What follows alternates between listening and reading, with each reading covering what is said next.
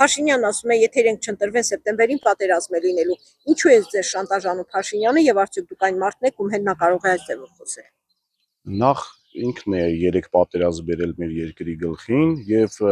հիմա իր դիվանագիտությունն էլ թույլ չի տալիս, որպեսզի վստահություն լինի, որ ինքը այլ պատերազմ չի բերել, այսինքն ինչի հիմք չկա իր ասածի, երբ որ մարդը բերել է չարիք պատերազմ մեր երկրի գլխին ու խոսում է խաղաղությունից, դա կարծես ինքը նորից ռեբրենդինգ եղած ուզում է մտնի հասարակություն եւ նոր ինչ որ անիմաստ խոսումներով փորձի ձայն կորզել, ես կարծում եմ։ Եթե երկրի ղեկավարը խոսում է թշնամու լեզվով իր երկրի հանդեպ, դա արդեն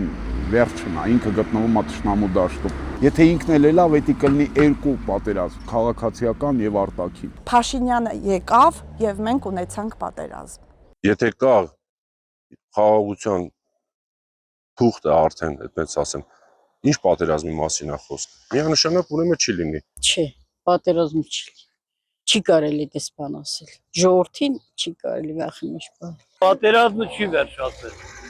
Պատերազմը պարտադիր է։ Ուրա Ղարաբաղը, մոլորակի վրայից վերացրին։ Ուրա 7 շրջան գոյություն ունի։ Ուրա մոտ